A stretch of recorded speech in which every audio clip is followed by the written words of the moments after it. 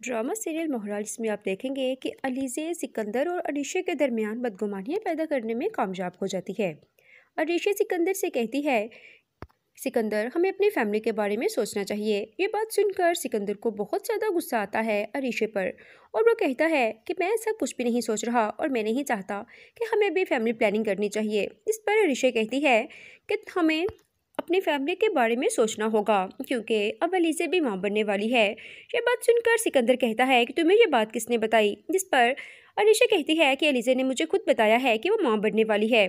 जिस पर सिकंदर और अलीशा ये प्लान करते हैं कि हमें किसी भी तरह अलीज़े को माँ बनने से रोकना होगा और उसके बच्चे को इस दुनिया में आने से पहले ही हमें ख़त्म कर देना होगा। अगर ऐसा हो गया तो कहीं ऐसा ना हो कि बाबा सारी प्रॉपर्टी अलीज़े के बच्चे के नाम कर दें, और मैं ये ऐसा हरगिज़ नहीं चाहता। ये बात सुनकर अलीशा भी ठान लेती है कि हमें अलीज़े के साथ कुछ ऐसा करना होगा कि उसका बच्चा इस दुनिया में आने से पहले ही फोत हो जाए।